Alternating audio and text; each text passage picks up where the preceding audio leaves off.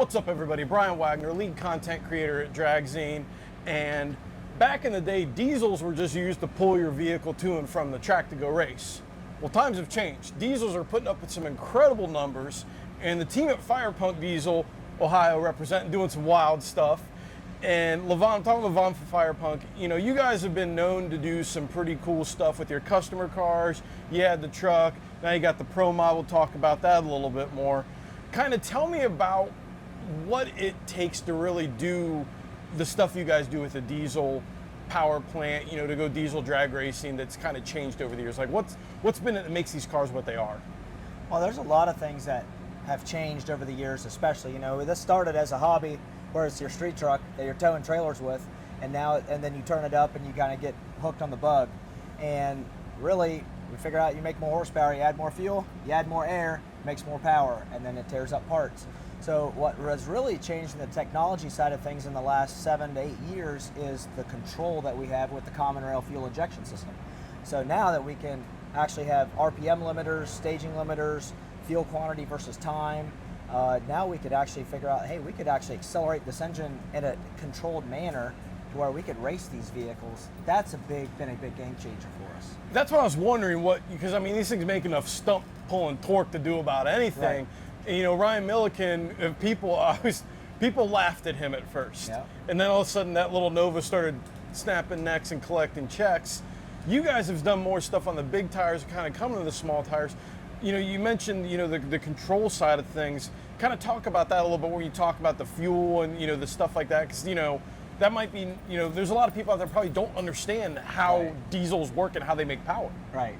Well, when we started with our pickup trucks on the street, you would spool the truck up to 20 pounds of boost and launch it, and as the boost curve came up to full power, and it was good. On a car like this that can make 3,600 horsepower, if you just let it go full power, it immediately kills the tire. So now we have to control that ramp going up. With a gas or alcohol vehicle that's at this racetrack, they do that with timing. And they bring timing in and out to control their power. And we don't have as much response with timing. Timing does affect horsepower, but it's not as quick. So we bring nitrous in and boost, keep it all the way on the lean side of the curve, which does not melt a piston like it does in a gas car. And then we can add fuel quantity and take fuel quantity away as we need to add and subtract power. And we can do that down to the tenths of hundredths of seconds. So essentially the fuel side of things is like the gas timing side of things, and that's how you make it spicy or not spicy. Right, yeah, because like on a big tire, we'll let off the button for a tenth of a second, we'll have 2,000 horsepower with a fuel quantity, and then we back it off to about 1,500 horsepower with a fuel quantity, let the tire catch up, and then we ramp it right back in. So you're controlling it that way versus, it's kind of like inverse thinking, if you will, yeah, versus a gas car. I talked to the alcohol guys, and they explained to me how their timing system works, and I have a hard time wrapping my head around it, and then I tell them what we do in the diesel world, and they have a hard time wrapping their head around what we're doing. It's the same concept, different application. Now you mentioned nitrous again. You know, double stacking power adders is typically a no-no in the gas world. Double stacking power adders for you guys is a must because of how, again, it probably links back to the fuel and like how you gotta wake it up, if you will, right? It's a necessity. I mean, we can make a lot of fuel-only power. This car made a little over 2,000 horsepower on fuel-only when we were on the hub dyno this spring, and then made 3238 on the hub dyno. Since then, we've added some fuel quantity and picked up about another 10 mile an hour, which calculates about 3,600, a little over 3,600 horsepower. But we're making that last 1,600 horsepower with nitrous. But we're doing that, getting it all the way to the lean side of the curve. That makes the car spool nice. That way we can drive it in the beams, get it right on boost with our spool jets. We don't have the RPM window that a gas car does. You know, we can't swing it to 9,000 RPM. We're running it up to 6,400 RPM. So with the lower RPM window, it doesn't spool the turbo as quick down low. It doesn't make any power until boost comes in. So we bring spool jets on, get the turbo charged up with nitrous, and then add even additional nitrous than what we need to make the power, so there's available air there, so when we add fuel, it immediately makes the power. So the nitrous is sort of like an energy drink, if you will, for the turbo and the rest of it to kind of give it that little extra kick to make it out. Boost in a bottle. That's wild, because I'd heard of before, you know, nitrous in a diesel application being used to light a turbo. I didn't know that you guys now use it like that way down the track to kind of keep things nice and smoothed out. We've figured out if we stay on a diesel, like a sled pull application that they've done diesel performance stuff for years, is they've done like the heavy black smoke. That's like a 12 to 13 to 1 air fuel ratio, where you have extra, you're using 16 to 1 air fuel to make your horsepower, and then you have an extra bit of fuel that's just cooling your cylinder down and maintaining your temperature. That's that heavy black smoke. If we go all the way to the lean side of the curve and go up to 23 to 26 to 1 air fuel ratio, now we're so lean, there's extra air available, and it starts cooling your EGTs, and we can get the same exhaust gas temperature as we do all the way on the fat side of the curve. We're actually on this last pass, when we ran a 389 last night, we were at an average of 45 to 1 air fuel ratio. So we have still plenty of available air.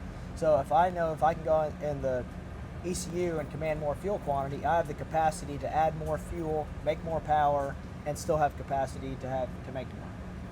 That's like, my little squirrel brain's just like wrapping my mind around all this stuff, that it's so wild that something that, typically people don't think of diesel performance, that the way that you guys have like done this on the drag racing side of things is phenomenal. And the cool thing is that this same kind of application, this is a full custom, right, all the billet, still with OEM parts would still kind of fall in the same vein, correct? Yeah, it's the same bore spacing as a standard 6.7 liter Cummins we'd find in the Dodge pickups.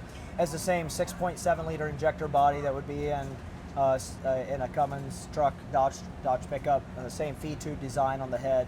Obviously, it's framed in a billet aluminum package because we can save 250 pounds of weight. And make it stronger, 1 inch taller deck, a lot better head flow. So a lot of things built around it, but structurally the function of it is still the same. It's like anything billet, it's strength. Right. Because you guys are, like, I have seen pulling tractors do some really awesome unscheduled disassembly of engines with just the sheer amount of just force that's coming out. Right. So I can imagine that's why you guys need to have that much billet in there. It's not just for beauty, it's for its own safety. Right, because it is a combustion engine. So like for anybody who's familiar with cylinder pressure, we've seen as high as 500 bar cylinder pressure. And so while the peak is really high, it doesn't last as long as say a alcohol or methanol car does.